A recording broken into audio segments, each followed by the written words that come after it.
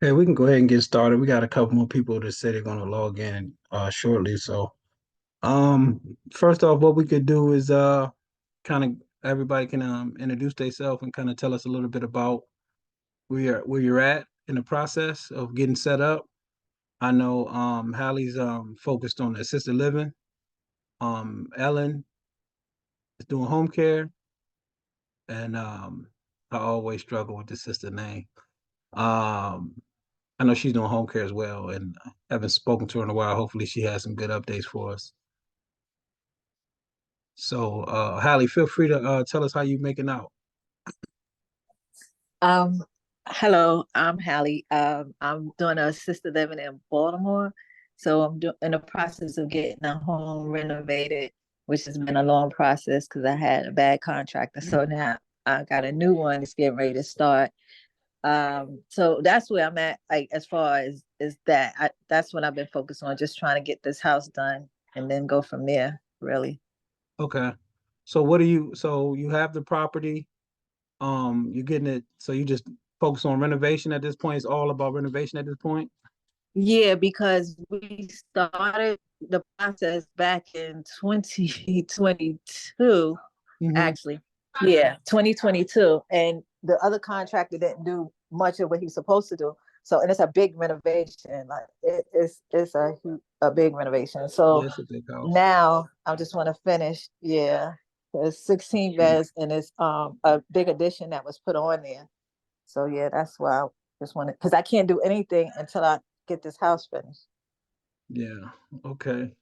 So, what are you guys? What stage are you at this point? Did you put the sprinkler system in?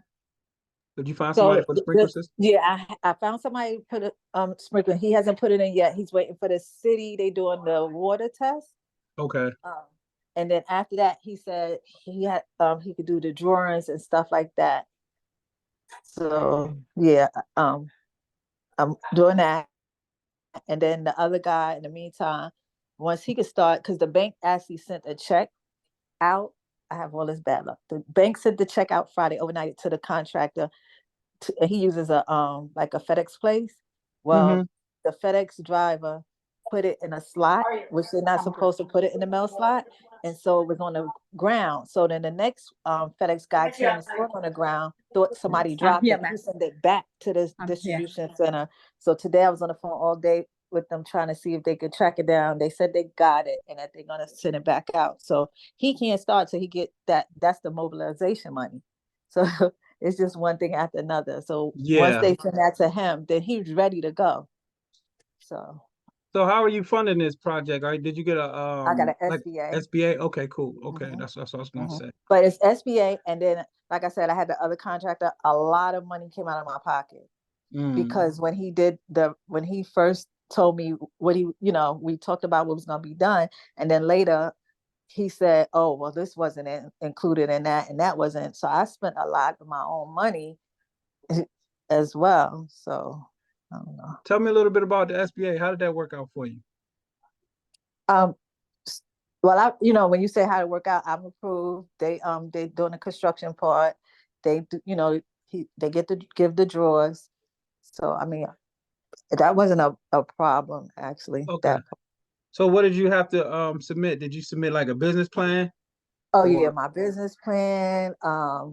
It was a lot of stuff they asked for though. okay, yeah. It was a business plan. What else? A lot of financials I had to submit. Um, Insurances. It was a lot. It was a lot. And how long did it take for them to approve you and get you funded? Because they usually seem like they take a while. So I know we closed on the house in like the month of September of 2022. So it probably took some months. Like it might have taken at least 6 months, something like that, before everything was. Because remember too, the other issue was finding the property because I Okay. had it. So I had my process has been long. I originally brought land in Joppa and I was going to build there. So they Okay. was approving that. But then I went and found the land the house in Baltimore.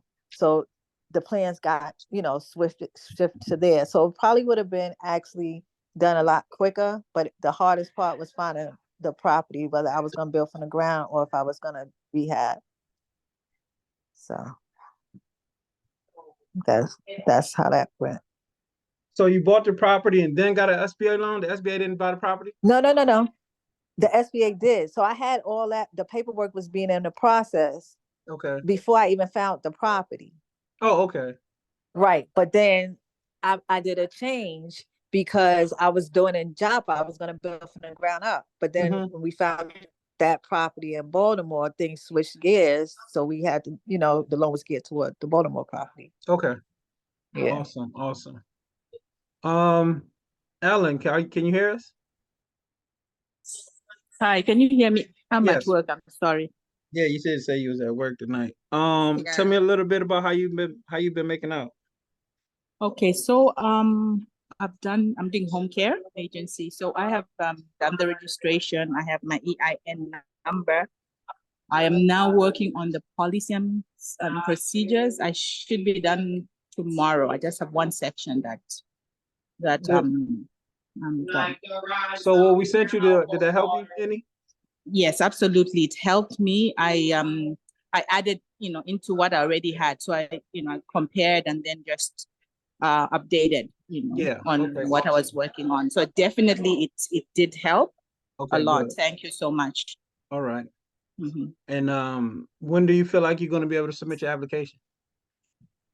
I was looking at, I should have everything done in the next, at least by the end of this, by the end of May. Oh, okay. Awesome. Yeah, I should be done because after that, I want to work on the website and then just get the NPI number and just follow through what you had sent to me. And so yeah, I'm thinking I should be done in the next 3 weeks or so.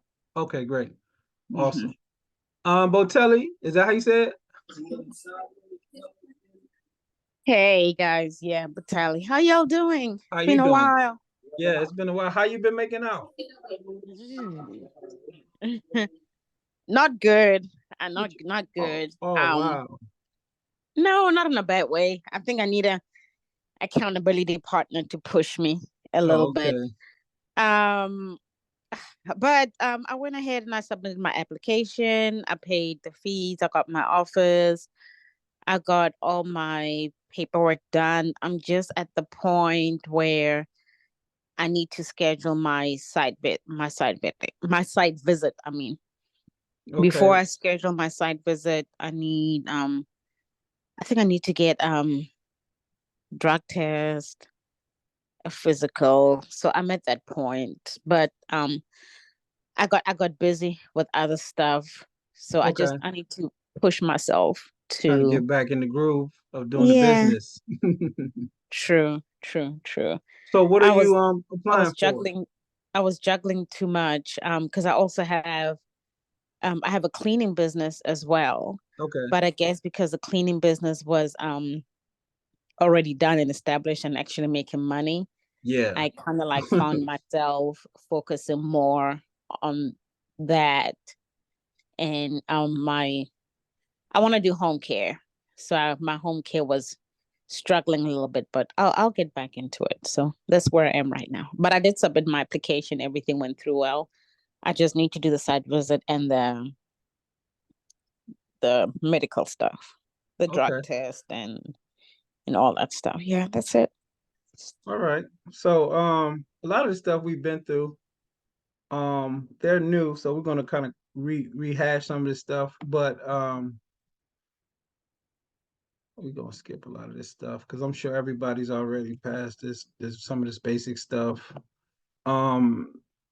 Hallie, are you going to use the business plan we sent you, or did you have one set up? Yes, I had one set up because I had to submit it with my SBA. Oh, but I meant to say Ellen. I'm sorry. I know you squared away with your. I meant to say Ellen. Ellen, you sent me one. I haven't even gotten there yet, but yeah, I'm gonna use that. Okay. Yeah. All right. So I have a question too. Go ahead. So even though I'm doing assisted living, I also thought about home care because I thought it could be kind of a feeder for assisted living, But is the process in Maryland like 2 years to get that going?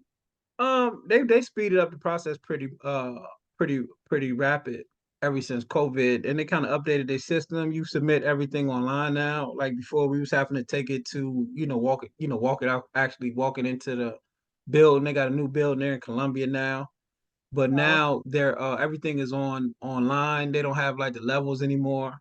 So it's just one application. Um, okay.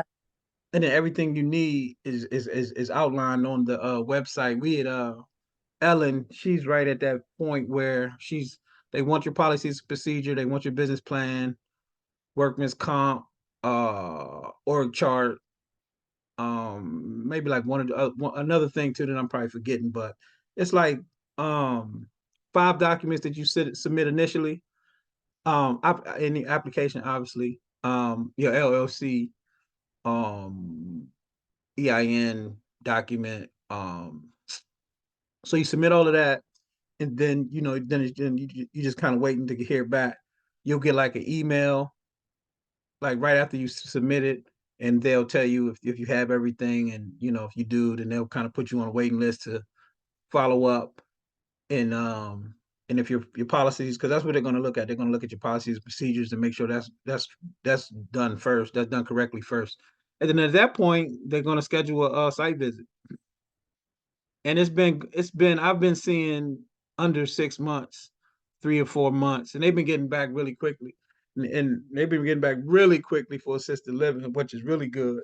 So you should, once you submit your documentation for your assisted living, you should hear back really quick. They've been moving really quick as Uh, far as getting out and coming and do the walkthroughs and all that. They've been doing that really quickly. do So it you have seems like, huh? the office? Like, if say for instance, if I did do that, could I still have the office at the assisted living for Yeah, it? you can use that as Physical the business address? location. Yeah, absolutely. Okay. Yeah. So I guess some of the things that Botelli, what if I don't if I remember, she was pretty much at the point of getting set up, and she put all her documentation in it. Like she just said, she's gonna uh submit her application here real soon.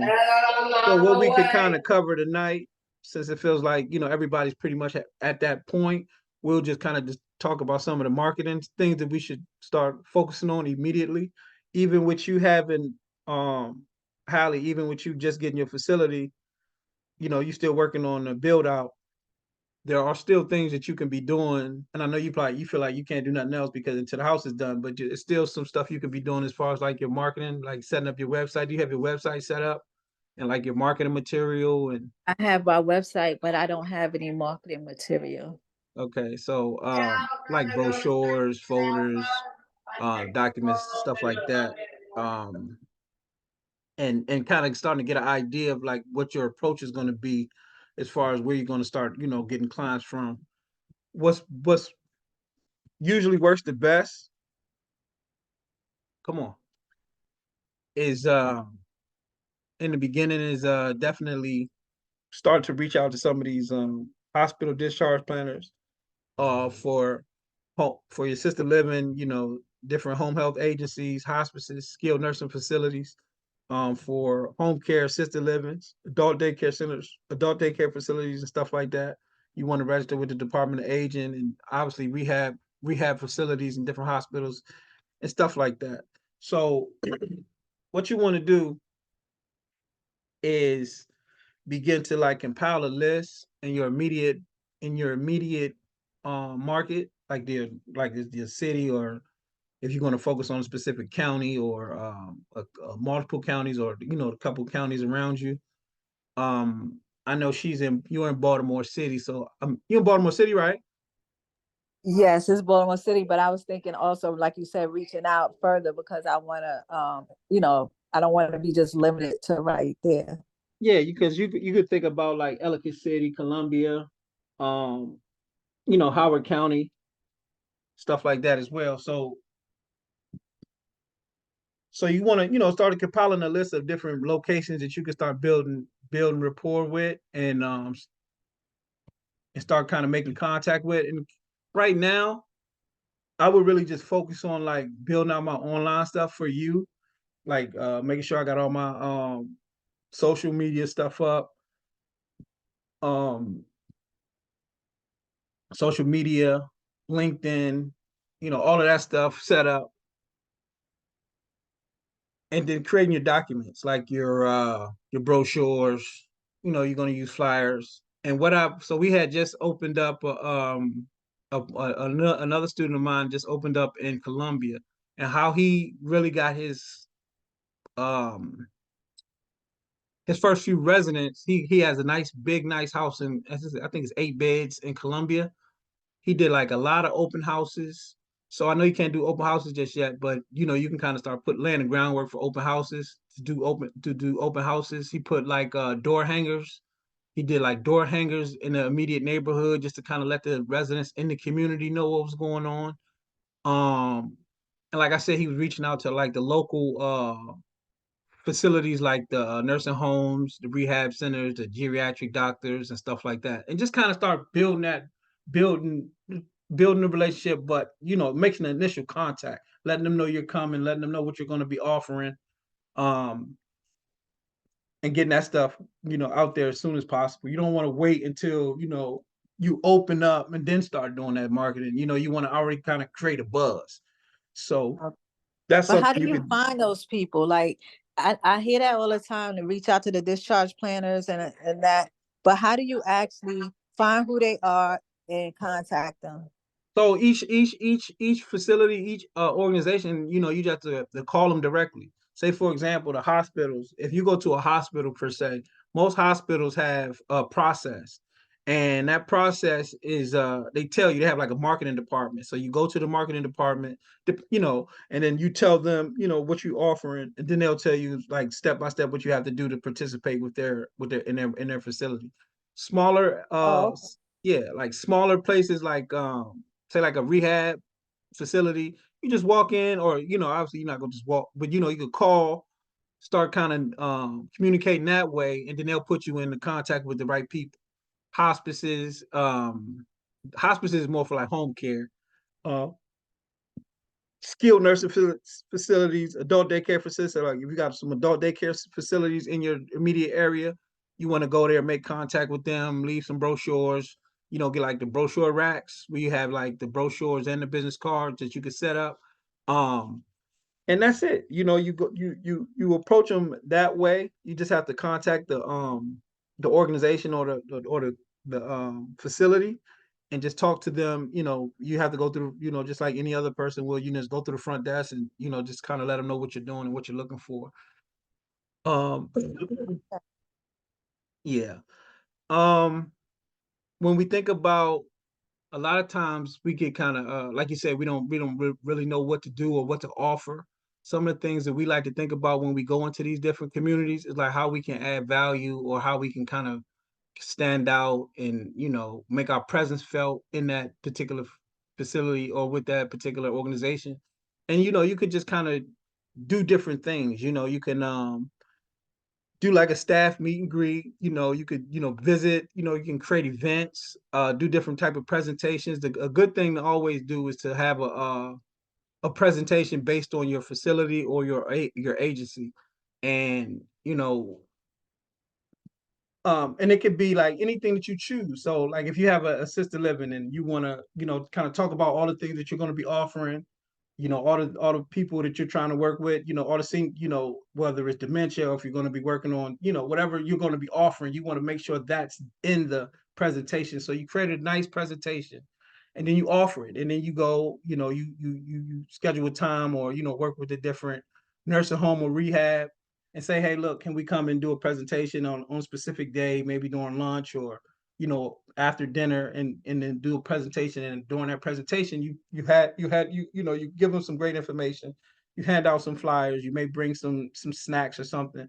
But this is just something that these are some of the things that you can do to begin to build relationship, and leave your mark as in your brand in these different organizations and facilities. So usually what a company has, they have what they call a community liaison, somebody who's constantly going out and doing this on a consistent basis. And a lot of times, if you're working full time and you can afford to hire someone, that's a great opportunity there. It's in the beginning is to hire a community liaison or somebody that you can kind of train and have them going out on a consistent basis, have them going out putting building relationships, putting the material out in the community, and doing these different presentations.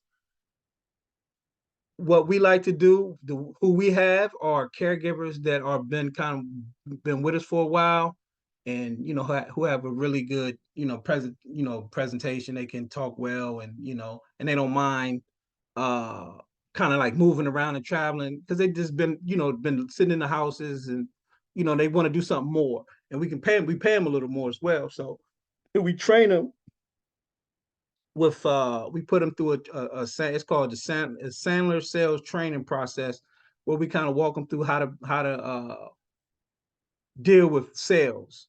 So once they go through that training and we provide them with the material, we give them the list of different resources, of referral sources in the community, and then they just on their own. And what we try to do is require them to meet with 25, a minimum of 25 locations per week, where they have a outline. They have like an outline plan of exactly what they're going to do when they meet them. With as far as they tell us what basically what happened in their first meeting. What is the plan? What's the follow up? Did you schedule a event? Did you who did you meet? Who else? Like what are the different options or opportunities that they could put together at that particular facility. And once you get somebody out there like that, it's a lot easier to you'll kind of see like the flow of calls coming in, and you'll start to see some momentum in your company, in your business. And some of the direct marketing things that we like to do is there's a lot of phone calls. We spend a lot of time on the phone. We have a virtual assistant that, like I said, once you compile a list, who's going to be making these calls all day? We have a virtual assistant that just basically makes 50 to 100 calls every week, just calling different facilities, calling follow-up calls, sending emails, and just trying to again put our information, put our brand in front of as many different agencies and different organizations that we can on a regular basis. And a lot of it is follow up. Hey, we're still available. We're still, looking for clients, looking for referrals, or looking for residents. If you have anything, let us know if there's anything we could do. How can we be helpful? And just kind of maintaining those relationships. What we try to do with each person, we try to touch them at least every 3 weeks.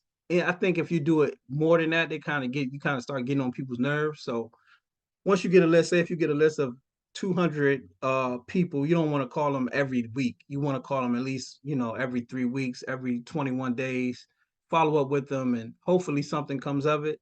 And you'll start to see in the notes, like people who aren't really interested, and they're not answering, or they're kind of giving your administrator the runaround and stuff like that. So you just kind of mark them off. But then you'll start to realize, like, okay, I have a few people who are really serious and really excited about what I'm saying, and then you can maybe schedule an event, or they'll start sending you referrals. So those are some of the things that you could do, like just out in the community, to really start building your putting your brand out there. Another like quick stuff that we do, like from the very beginning, and you just want to start really getting your phone ringing, and you don't have a time, or all that extra people to work with, if we start with signs. If you could get the signs, we call them bandit signs, like street signs. We put the street signs out in specific areas throughout the community on Fridays, and we pick them up on Sundays. And what they say is affordable elder care with a phone number. And usually we try to put out 50 to 100 every weekend. and we'll start getting calls like that as well. These people who call that phone, people that call those signs, are really just families, and those are, you know, where we get a lot of private pay. We get some Medicaid clients, and then also we you know, we get a lot of referrals as well, like people calling for other people and stuff like that. Those signs are really like the quickest way to get your phone ringing. Those are like, you know, it's a low cost, it's like a low budget way to get your phone ringing really quickly. Um when you set up your facility, I would suggest putting a sign, like a nice sign out in the yard, so people in the community can start seeing it. Is Baltimore requiring you to put a sign in the yard? I don't think so. Okay, you haven't But I heard can that? find out. Yeah, I can Yeah, find out, but I don't. I think some counties, they're like East County is a little different with the signage, but you definitely, if not, you still want to put a nice sign out there with your, you know, with the company name and, you know, assisted living, you know. So yeah, those are some of the things that you could like do immediately. Um, Another thing is you want to get set up with ads. So once you set up your Facebook account, your first Facebook business page, you can start running like ads, like soft ads for home care or assisted living. And you know, you put some nice pictures, or you can get a video created. We like to use Fiverr for people to, you know, fiverr.com, where you get people to do your ads, to put your ads together, and then just start running the ads. You can spend, I think, as little as $5 to $10 a day on ads, and then but you make them really targeted. So with our Facebook ads, I like to target um women 55 and older, because the data says that the women, it's the eldest child. The eldest child, usually the daughter, is usually the one that handles the care. And you know, since I've been doing home care, that's usually who would deal with the eldest daughter, or the daughter, one of the daughters that handles most of the care, if there's a daughter available, you know, in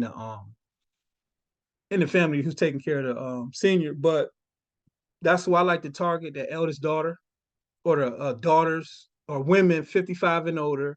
And then we just put like different criteria, that you know, women that you try to find, like because Facebook, when you start to set up your what's the word they use, like the tags, you could put like the tags, like where they located, what are some of the things they frequent, some of the TV shows that they might be watching. So it's just a lot of different things that you could put in there to kind of target specific people. So you want, and then also you could target general location, like specific locations. You don't want to just put it for the whole United States. You could put like zip codes, cities, and stuff like that when you're setting up your Facebook ads.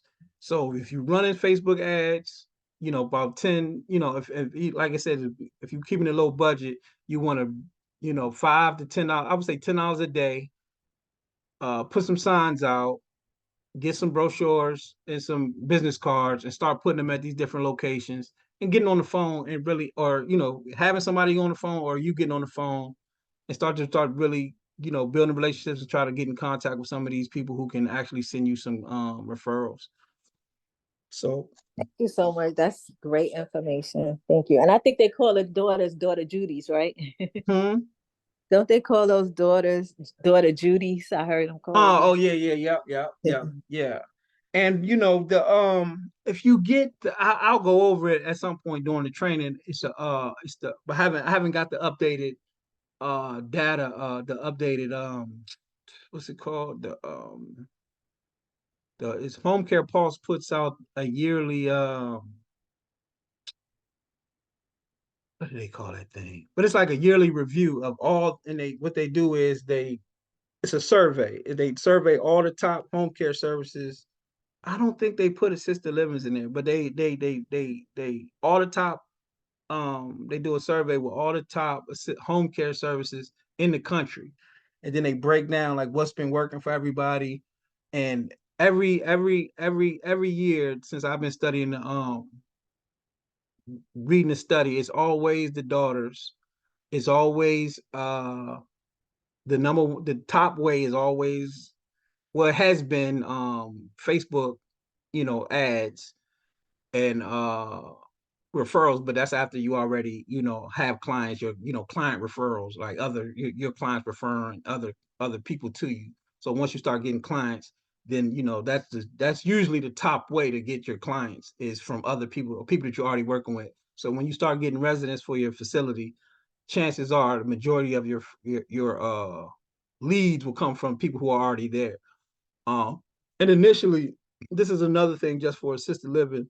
You want to register with like a place for mom, home care, what's it called? No, Care Patrol, um, Care Patrol, a place for mom. Those are like the only two that we really worked with that definitely send us residents.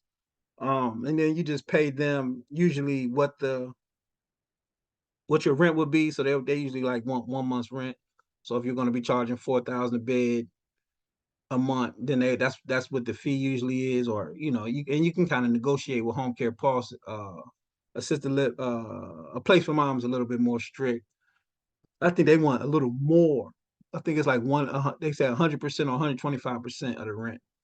So, but if they can send you a good resident, it's worth paying, because most residents gonna stay at least 18 months.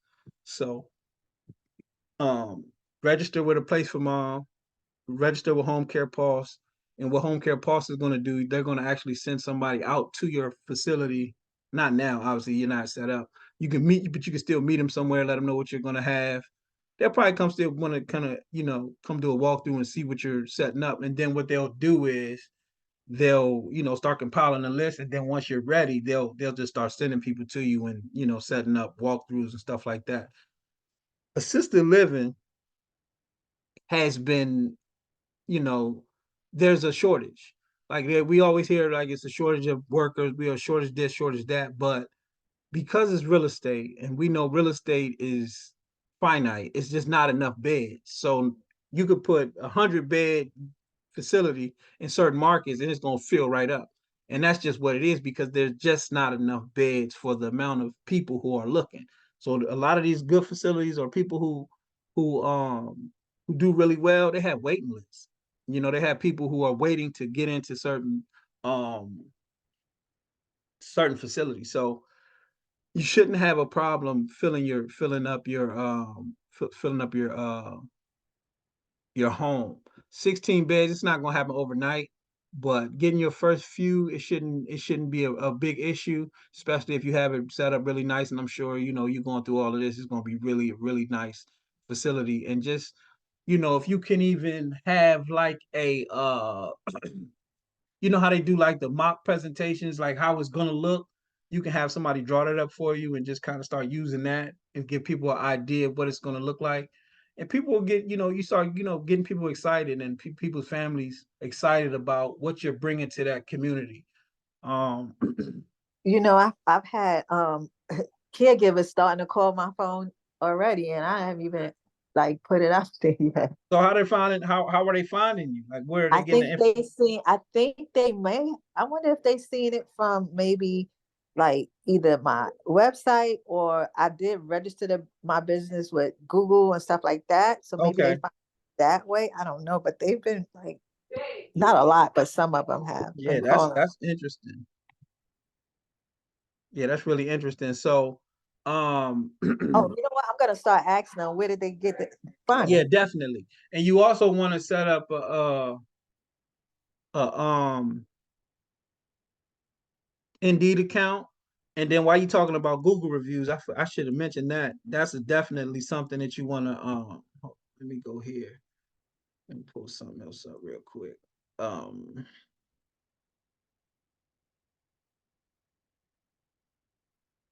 you definitely want to start having like people give you reviews. Like since you already have your Google account set up, have friends and family go on there and start leaving reviews. You want to have at least 50 to 60 reviews on your Google page. Because once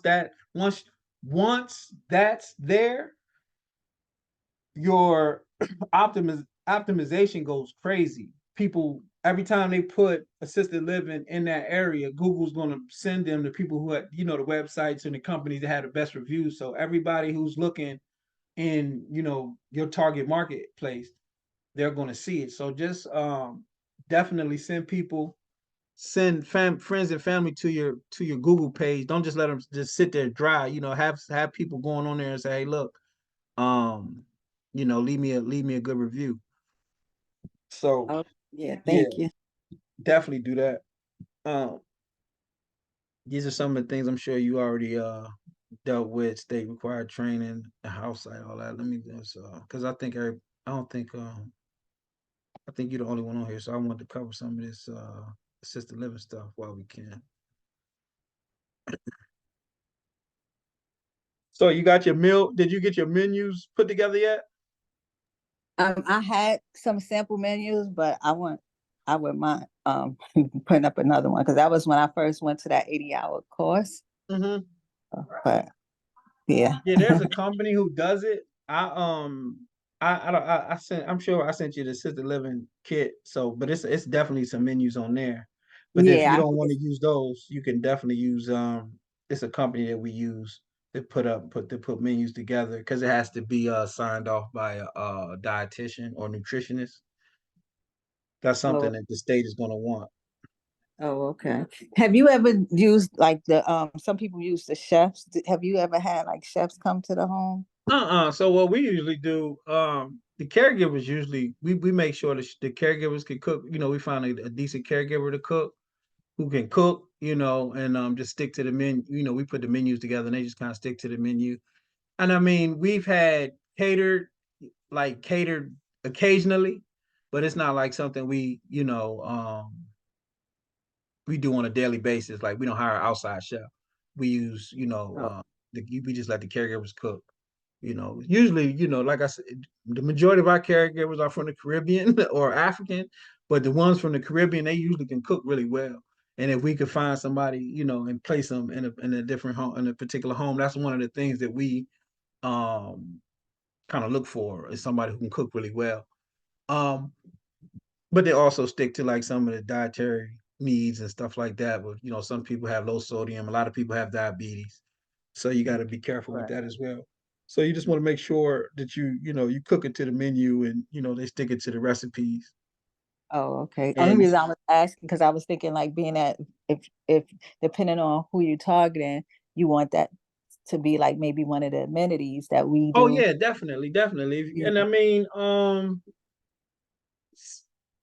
so with your size facility, that shouldn't be like an issue. I feel like that would be something that you definitely want to think about. Is I don't know exactly how I would do it, but definitely catered or have some type of professional chef at least oversee the menu and put together some of the meals, kind of just outline some of the meals for you, but having them come in and cook every day, you know what I mean? That's a whole nother thing. That's almost Yeah, that's different. What I was thinking, sometimes I think they can like do some prep that stuff like meal that. prep. Yeah. Right. And then the caregivers can pop it in the oven Yeah, and yeah, definitely. Or yeah, add whatever little stuff that needs to add. Yeah, definitely. That's definitely a thing, a lot of meal prep. And we do that anyway. But it's not like, it's not like a professional chef. We just have, everything out, structured for the month. When you and when you getting your food, you want to so what we were doing before, we was using like some of these generic places, but now what I believe it or not, we started to use Walmart Plus. So we got an account with Walmart. It's not a big deal. It's just like $9 a month, but they do free delivery. So we get all our food delivered. So nobody's going shopping or anything like that. We can order the stuff right from our phone and then send everything to the house like that. And not only just food, like cleaning supplies and stuff like that. So when you're thinking about staffing, this is going to be people don't realize. Most people who get into the assisted living don't realize staffing is what's going to make or break your business. So I how you realize that too, because yeah I have a staffing agency and I know that's one of the hardest things for people to keep and get. yeah, and it's how you structure it. Because so like what was your idea? Like how are you going to go about staffing your facility? So I was thinking about, but I'm not sure, two ways. Either the 12-hour shifts, but I definitely know I need enough people where nobody goes into overtime. Or doing 8s and then maybe 12s on the weekend. Like, so just trying to still decide which one would work better, or not even that. And then also the living. There you go. That's what I was waiting for you to say. I forgot. I forgot to say that, but that's the main thing. And then structure the other, like There the you other go. around it. That's it. Like that's almost like the secret sauce. You know what I mean? A lot of people don't realize that because those live-ins and what you want to do to see the real thing, the real smart thing to do is train your live-in to be the alternate manager or the manager, to get them the Right. 80-hour training. So that gives you the peace of mind that you got a manager on site at all times. Hold on one Especially second. when I live in Delaware,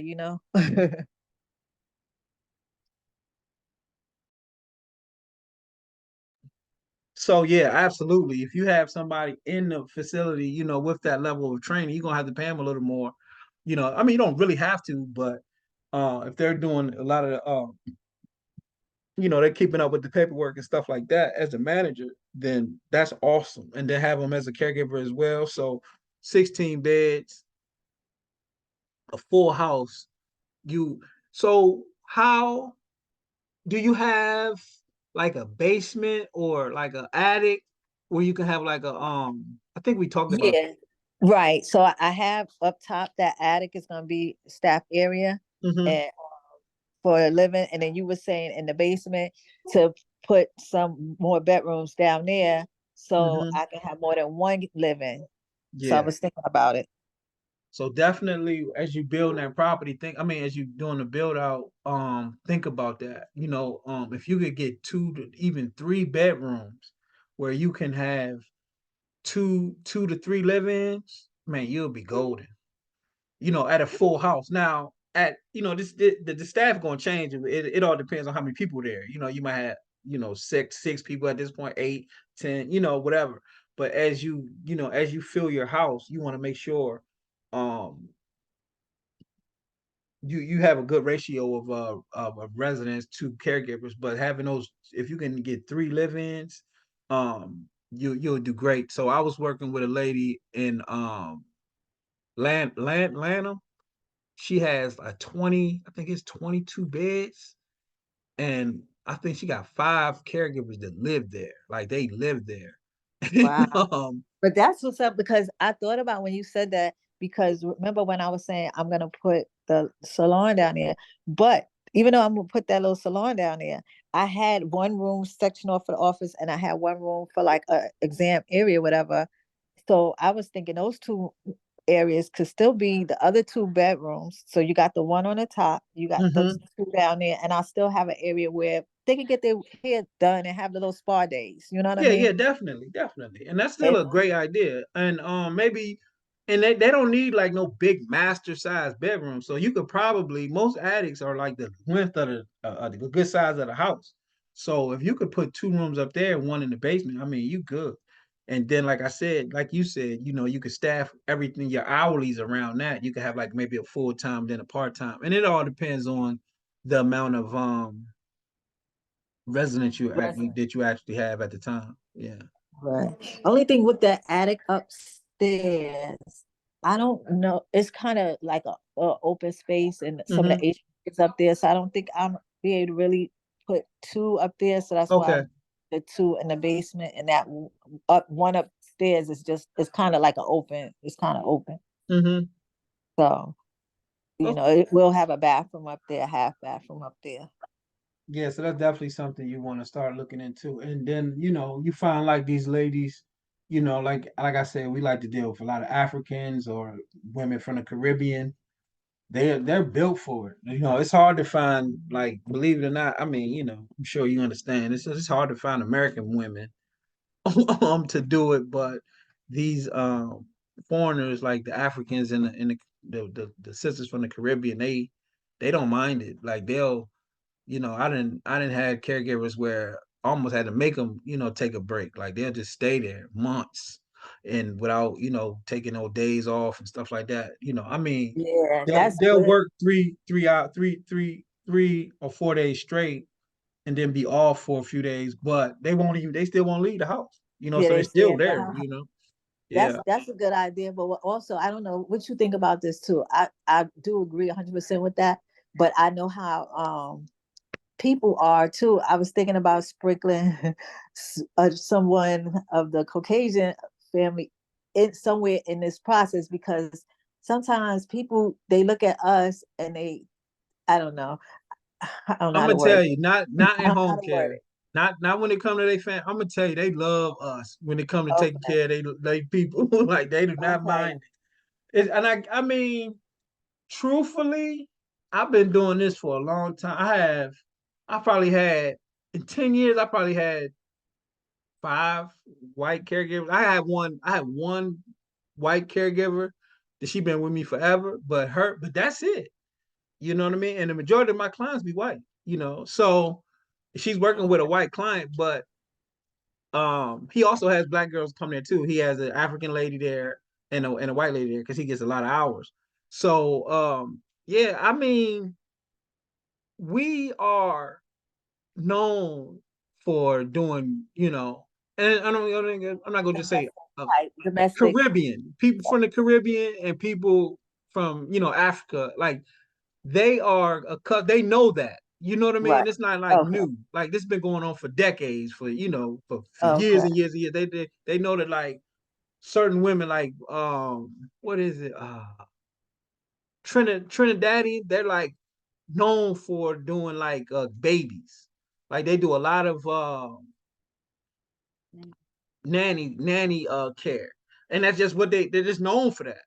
And right, yeah, you're right, and it's just like, it's like a pipeline from Trinidad to America. They like all these white families look for these ladies from Trinidad to come take care of their kids all over the country. And it's just something that's just, once you get into the industry, you'll start to see like these patterns, this stuff that's just part of it. I used to think that in the beginning, I felt like I had to have like a white facing uh representative for my company, because yeah, I'm I like, was man, just thinking that. you think that you feel that way in the beginning, but once you establish yourself, you have a great facility. You have like, it's really well kept, it looks beautiful, and then it's the care, it's the level of care. And then once you can show them that you are, you really do great job as far as taking care of their loved ones. I mean, that they're hooked, and they're telling everybody, they're telling their friends and stuff like that. Because it's there a lot of families are really hesitant in the beginning, especially if they never dealt with it before, like just home care or placing their parent. But once they find somewhere, nobody's want to, move mom once she's comfortable, and once you create that environment, you do well. And believe it or not, skin color doesn't really come into play if you're doing a great job. Now, there are outliers.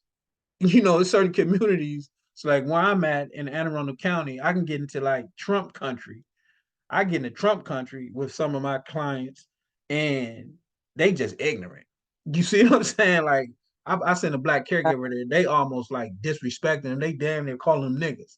You know what I mean? So you could run into that, but that's not something that I deal with often. That's usually just based on like where they're at. Like I know, like if I get a phone call from certain communities, I already know, I'm already expecting some of that kind of foolishness, just based on those communities. You know what I mean? Certain communities in Yeah, Maryland I is know just like that. exactly what you're talking about. Yeah. I know. And I mean, you in Delaware, so I'm sure you see that sometimes as well. So it's just certain areas. But for the most part, especially like Baltimore, urbanized areas, but we're already, pretty much intermingling on a regular basis. They've been around black people their whole life. That's different. But like I said, those rural communities, you'll run into that stuff. You'll definitely run into that stuff.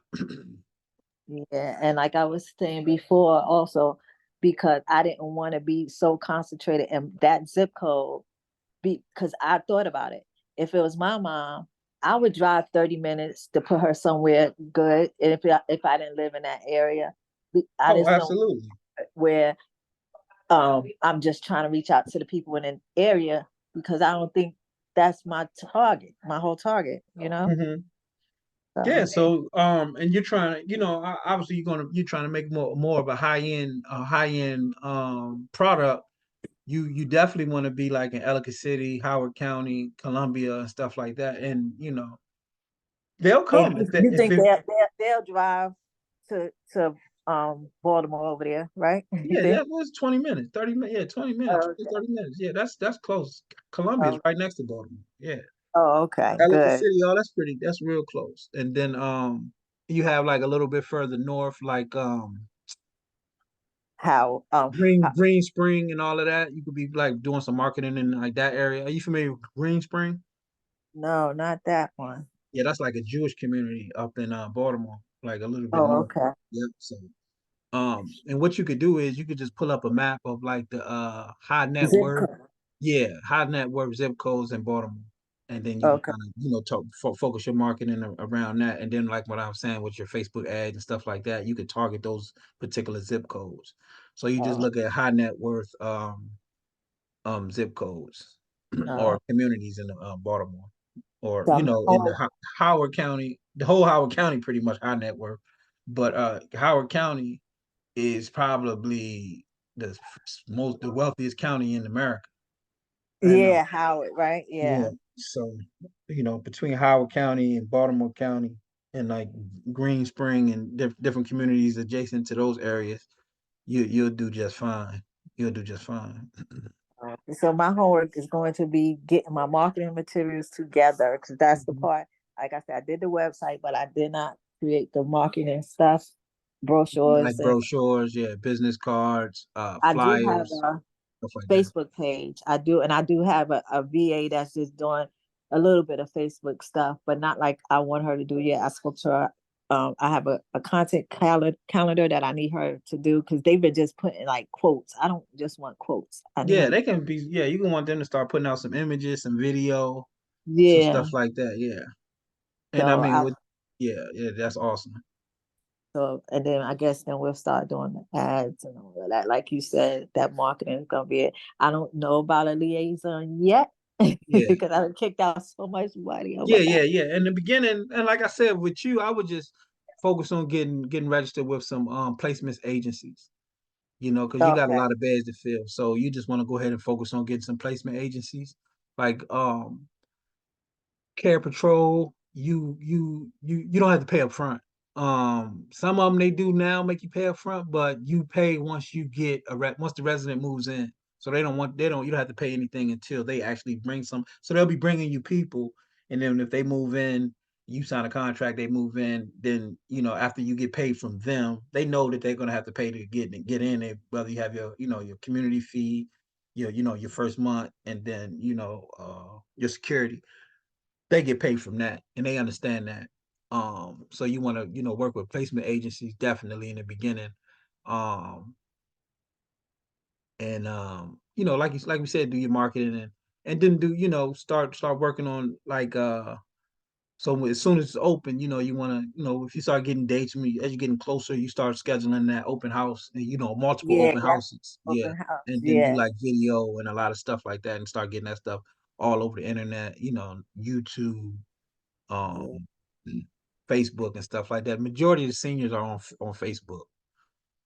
Oh, see on Facebook, huh? Okay. Huh? Yeah, because I think about it, my mother, I introduced her, finally got her iPhone, and I see her scrolling, just a Oh scrolling. man, I see so many seniors. I was just in Marshalls and I seen this old lady. I said, man, look at her on Facebook just scrolling, just like everybody else. Then and that's one thing about seniors, man. They not different from us. They just move slower. That's it. They want everything we want. They just move a little slower. They still, they still want to socialize. They still want to, sometimes they still want to have relationships and or at least Yeah. have friendships. A lot of one of my clients, Goldie, all she do is she call everybody in her, like she call every contact in her phone almost every day. So they be on the phone. They be Look, talking, they be scrolling, they be looking at that stuff. So having your house, they have these different tablets. You can also think about adding as like a value add to your rooms, like having like tablets and stuff like that. Like you Yeah, see on that's this a good picture idea. here. Yeah, you got like you see that little tablet on the bed. Like Is the they have tablet like, on the bed? huh? I don't see the tablet on the bed. I mean, not on the bed, on the nightstand. Oh yes. Okay. So you know where to get those at. Yeah, they're online. They're on like if you put senior tablets on Amazon, they got a whole bunch of different ones. Oh, definitely I'm gonna get that for Yep, them. yep, That's a and that's good like an upsell. Yep. mm, Mm-hmm. And just mm. having, good stuff like that. So have you been working with a nurse? Do you have a delegated nurse yet? I don't have one yet, but I am actually a nurse. I just don't want to do it. Oh, But okay. so and I've like I think I will be able to reach out and find some because I see people posting and you're looking for a delegate nurse in groups and stuff. But Mm-hmm. I have not done it yet because I've been so focused on getting this build done before I even started looking at staffing. But that is definitely something because I don't want to do it. At first I thought, oh yeah, I'll do it. No, I don't want to do So it. I have a delegate nurse who does that. Like that's what she does professionally. Helps facilities, and she comes in and like she's awesome. So I'll send Oh, you her. okay, good. Thank Yeah, you. I'll send you her information. Okay, yes, I appreciate this so much. Because I started getting a little discouraged and stuff, and you just kind of like making me feel like, okay, it's gonna work out at the It's end. doable, yeah. And it's just a lot of times it's just having somebody to talk to about it, because a lot of times you don't have nobody else to talk to about it and just kind of bounce things off of. Because a lot of if you don't know nobody else doing it, who you really gonna talk to about it? You can't talk to Exactly. your friends and family that they don't care too much about it. They ain't involved. So Right, right. And that's my that's husband is all in part. He's like, "Oh, you gotta stop these people taking advantage of you. You know, put this money out for this and the money out for that." So yeah, I already know how. Yeah, if you he's don't see giving a it up. light at the end of the tunnel, man, you're gonna be like, sheesh. But it's definitely a business. It's definitely you building a business. It's a startup company. It's just like, it just takes a lot to get set up. But yeah, so those are some of the things that you can kind of work on right now. I'll send you over the delegate nurse information. Okay. You over her information. She has like a PDF of all her prices and stuff like that, but they're negotiable. Oh, Um, okay. And do on this recording, able to see it again? Because yeah, I'll post it up and send you a link to where we posted it. oh, okay. All Yeah. right. Cool. And if you have any questions, like I said, don't hesitate to call. Like I said, while you in the Okay. program, take advantage of it. Shoot me a text or shoot me an email if you have a question or you have a thought or you have an idea. Just feel free to shoot me a message and I'll respond and we'll figure it out. And like I All right. said, like the different contractors and stuff like that, if you need resources and people to could probably step in and help, just let me know. I have a question on the nurse as well. Okay, what's your question? For the home care part of it, do you know anybody? Oh yeah, I same lady. Yeah, she can help. the She same helps. lady? Okay. Yep, she does both. Yep. I didn't know I, you were I still on there, Alan. I didn't know. I thought you I hopped off. jumped off. No, I jumped off. I needed to do something and then I've come back on. But I had a question because when I looked at the application, I don't see anywhere where you have to put like the nurse's information. Does that come later? That's on the application. If you look on the paper, Oh, okay. I'll it's on look the app. again. Is that on? I might be getting Check. confused with the application for assisted living, but I think it's on the application for the. I looked, I didn't see on this application. So So probably it's just for the assisted living then. yeah, I'll check again. But yeah, I'm interested in No, it's the definitely nurses. you definitely need a nurse. You definitely need a Okay. nurse because Okay. yeah, you definitely gonna need a nurse as well. So I'll send you Yeah. her information. I Okay. have a couple nurses. I have a nurse who specializes in just home care. So I'll send Okay. you both. Okay. I appreciate that. All right. So Mhm. yeah, so we're gonna hop off of here for now. I'll send you a link of the replay. And Okay. it's gonna be a private Facebook group so we can continue the conversation in there. And there should be some other people as well hopping in. Okay. All right. All Okay. right. Good night, everybody. All Okay. right. Take Thank it you. easy. Have a good night. Okay. Bye-bye.